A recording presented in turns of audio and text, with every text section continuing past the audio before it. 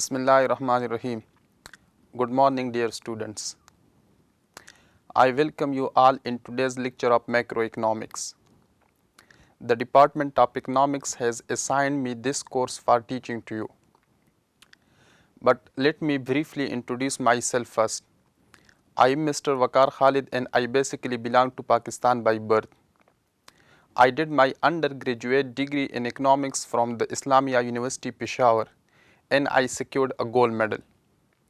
Afterwards, I joined the Pakistan top rank university, whose name is Quaid-e-Azam University, Islamabad, and I did my master's degree in economics from Quaid-e-Azam University in the year 2016 with a prominent position. And currently, I am doing my PhD degree in economics from the Graduate School of Economics, from the Graduate School of Social Sciences, Department of Economics, Near East University, North Cyprus, Turkey. In this fall semester 2019, I will teach you the course of macroeconomics. The specific title of this course is Principles of Macroeconomics 2. So, for this course, I am following the book of macroeconomics written by Gregory Mankiw. So, we will use the 9th edition of this course. Gregory Mankiw is the famous professor of economics at Harvard University, America. The first chapter which we are going to start is the science of macroeconomics. The basic learning objectives of this course include the issues macroeconomists study. We will be talking about different macroeconomic issues that macroeconomists are interested to study. Secondly, the tools macroeconomists use. We will be talking about the tools that macroeconomists are using for the empirical analysis, for the economic analysis. And the third learning objective of this chapter is some important concepts in macro analysis. We will be talking about the real GDP per person, unemployment, inflation rate, sticky prices, flexible prices. So, we will study all these topics in this chapter. So, this is the basic objective of chapter 1. The question is, what macroeconomists study? There are some important questions I am going to ask you. Your duty is to think very deeply on these questions, and then you have to think that why such differences are there in the case of different economies. My first question is that why have some countries experienced a rapid growth in incomes over the past century while others stayed mired in poverty? I mean that why some countries have higher growth rates, higher economic growth rates as compared to other nations of the world? Why some countries having higher GDP as compared to other countries? Why America, China, Japan, Germany, UK, France, even India, they are in the list of top 10 countries in terms of GDP. So, why have some countries experienced a rapid growth in income over the past century, while other economies have stayed mired in poverty? Why some countries are poor and why some countries are rich? My second question from you is, why do some countries have high rates of inflation while other countries maintain stable prices? Why there is a huge inflation in some countries of the world, and why other countries maintain stable prices? in the economy. My third question is, why do all countries experience recessions and depressions? My fourth question from you is, how can government policy reduce the frequency and severity of recessions and depression? So, in order to know answer to all of these mentioned questions, we must have the knowledge of macroeconomics. So, macroeconomics is the science which attempts to answer all these questions. So, we have some important issues in macroeconomics. For example, why does the cost of living keep rising? If the inflation rate goes high, it means the cost of living is also rising. It will negatively affect the living standard of people. If there is a high inflation rate in the economy, it will negatively affect the standard of living of its citizen. The question is, why does the cost of living keep rising? Why does inflation rises? Why some countries are facing the inflation rate in double digits? Why other countries have inflation rates in a single digit? For example, 5%, 4%, 3%. So, the basic question is, why does the cost of living keep rising? The second important issue in macroeconomics is that why are millions of people unemployed even when the economy is booming? So, if the economy is booming, why some people are unemployed? Why most of the young population, most of the youth in the continent of Africa are unemployed in today's globalized world? So, this is the most important macroeconomic questions, that why are millions of people unemployed even when the economy is booming, when the economy is on its peak. Booming means peak. When the economy is performing at its peak, on its peak level, why still there are many people, still there are millions of people who are unemployed in that particular economy? This is the most important macroeconomic question. The next question is, what causes recessions? Can the government do anything to combat recessions? Should it? So, these are the most important macroeconomic issues. Similarly, if we talk about the global economies, most important macroeconomic questions arises. For example,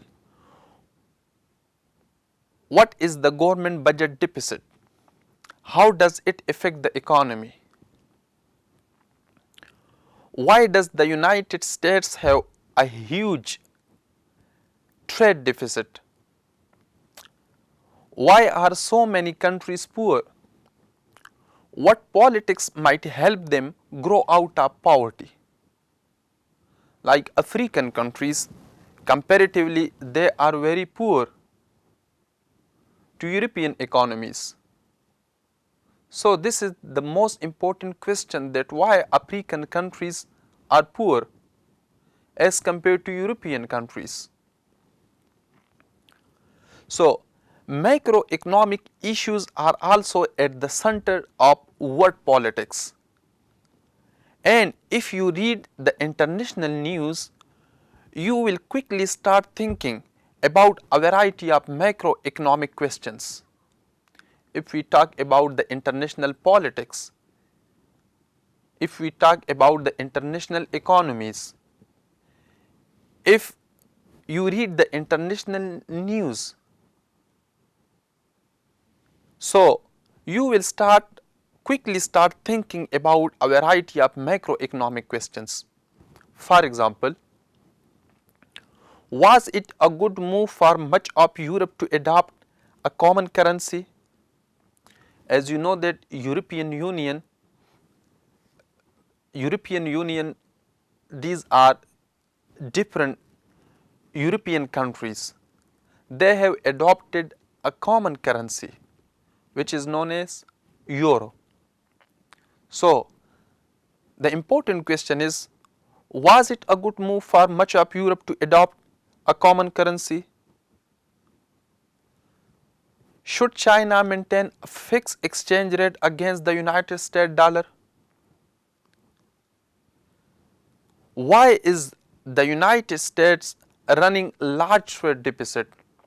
As you know, in terms of GDP, America is on the top in ranking. But the question is that why is the United States running large trade deficit? Why not surplus? How can poor nations raise their standard of living? Like, for example, Somalia. Similarly, different Asian countries, they have lower living up standard as compared to other countries. So, these are the most important issues which we will be studying in macroeconomics. So, if you want to know the answer to all of these questions, you must have the knowledge of macroeconomics. Macroeconomics is the science which deals the economy on a large scale. So, macroeconomics is the study of the economy as a whole, which addresses many related questions, many related issues. So, in the macroeconomics, we will be talking about the real GDP, the unemployment rate, the inflation rate. So, in order to know answer to all of these questions, we must have to study the science of macroeconomics. So, macroeconomists and their jobs. What macroeconomists study? What is the job of macroeconomist?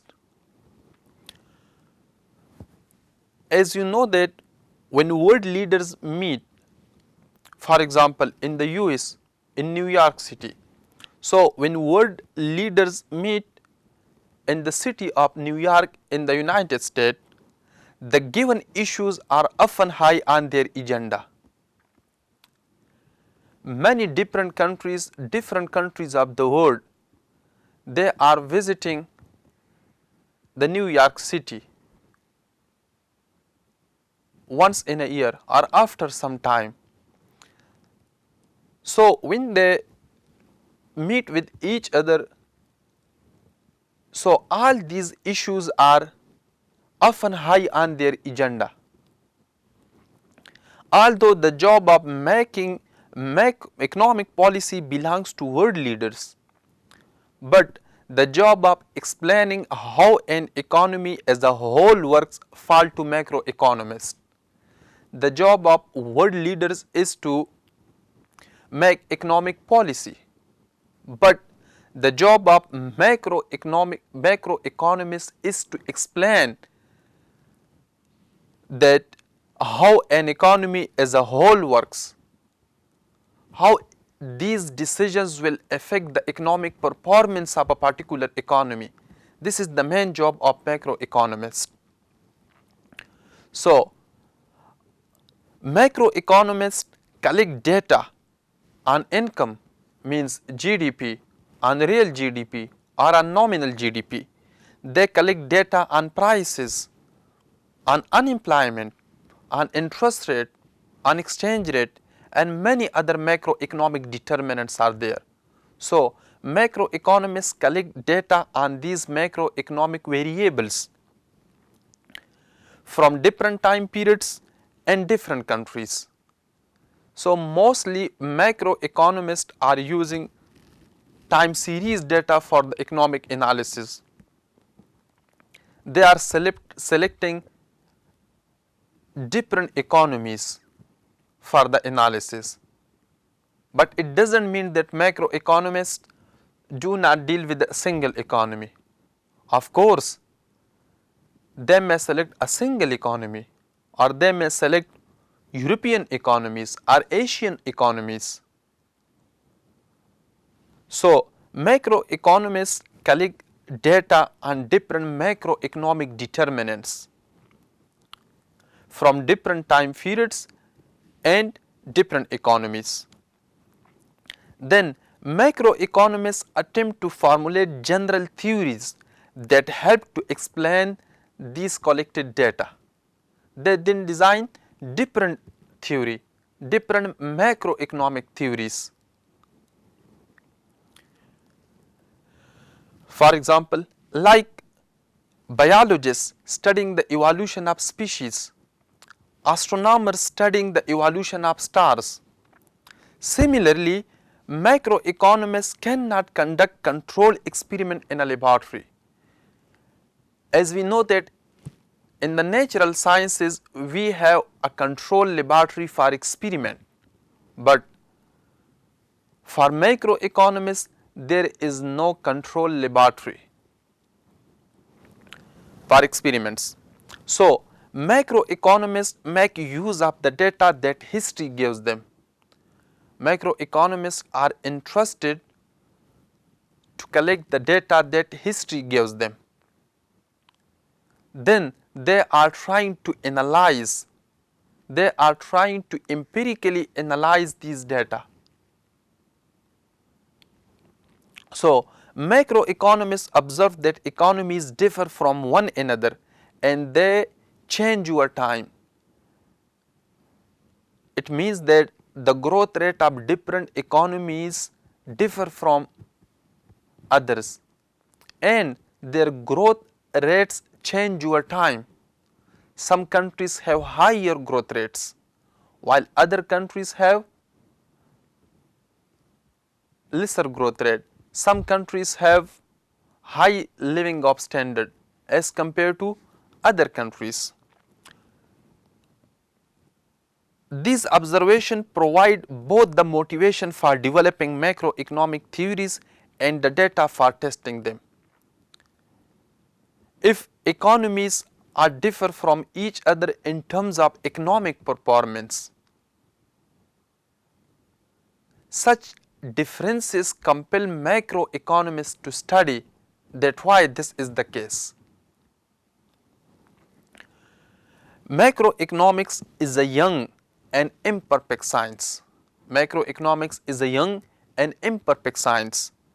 The macroeconomist's ability to predict the future course of economic events is no better than the meteorologist's ability to predict next month weather.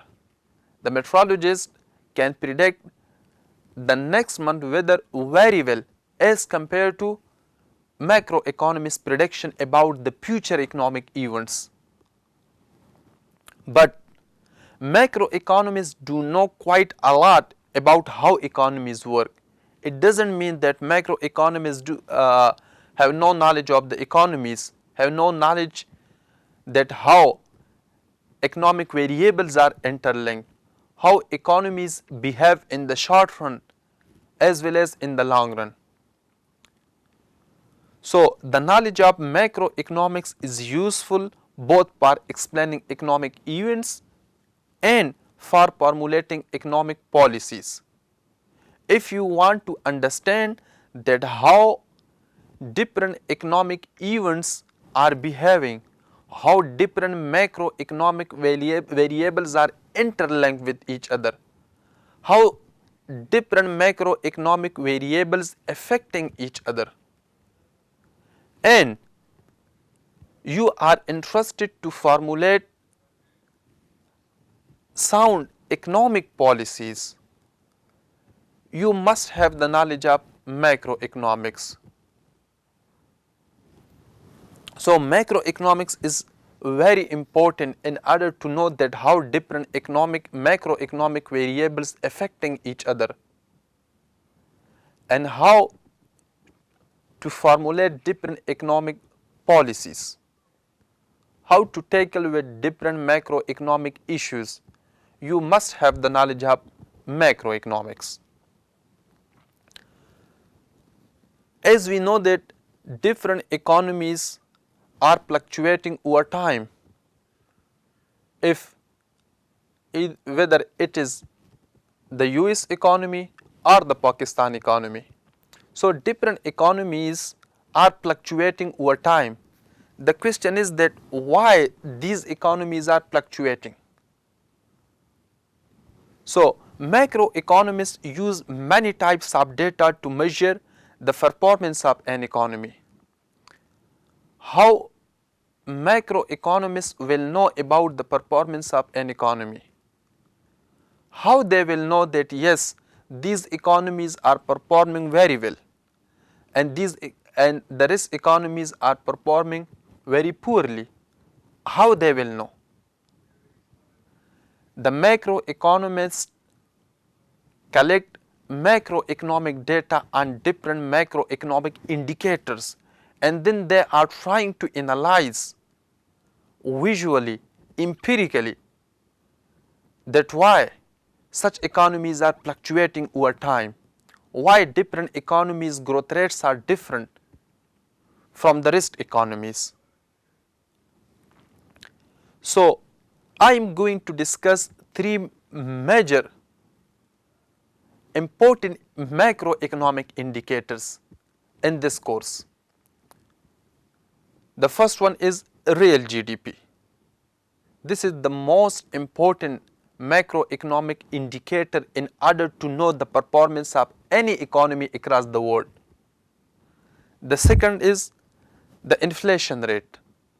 The third one is the unemployment rate. These are three major macroeconomic determinants, macroeconomic indicators determining the performance of an economy. If you want to know the performance of an economy, you must have the data on real GDP, the inflation rate, and the unemployment rate. If you don't have data, if you don't have macroeconomic data on these variables, you can't get the knowledge of performance of that particular economy. So if you want to know the performance of an economy, you must have macroeconomic data on specific variables like real GDP, the inflation rate, the unemployment rate, the exchange rate, the interest rate, the exports, imports, and many other variables are there. So the question is, what do we mean by real GDP? This is the first and most important macroeconomic indicator which we are using in order to know the performance of an economy. But the question is, what do we mean by real GDP? So real GDP measures the total income of everyone in the economy. The total income of every individual in the economy adjusted for the level of prices. We have two important indicators. The first one is nominal GDP. The second one is real GDP. The question is, what is the difference between nominal GDP and real GDP? How do we measure these two indicators? Why we are using these indicators in order to know the performance of an economy? So in the next chapter, we will be talking about that how we can measure the real GDP, the nominal GDP, what are the differences between the two indicators, and so on. But I am just giving you a very simple knowledge, a very simple idea about the real GDP, that real GDP measures the total income of every citizen, of every dweller in the economy adjusted for the level of prices, which is known as the inflation rate. How do we adjust real GDP? We will be talking about this concept in the next chapter. But just for your understanding, I think it is sufficient that real GDP measures the total income of everyone in the economy. So it means that if we are talking about the real GDP of the United States, it means that it is the total income of every US citizen. It is the total income of every US citizen within the given geographical boundaries of the US. Another related and important indicator is real GDP per person. If we divide real GDP by total population, we can get the value of real GDP per person. So real GDP per person measures the income of the average person in the economy, the income of the average person in the economy. We can also call it as real GDP per capita. Per person mean per capita. It is the average income of every individual. It is the average income of the average person who are living in the geographical boundaries of the United States. Look at this figure. This figure shows the long-term growth trend and cycles. That is, real GDP tends to grow over time, and that this nominal growth is sometimes interrupted by periods of declining incomes. So we have a long-term growth trend. This is the data of real GDP.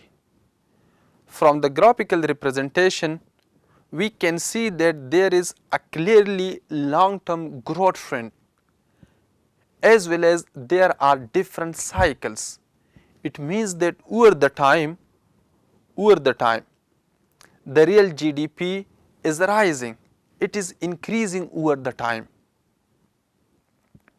But there are fluctuations over the time as well.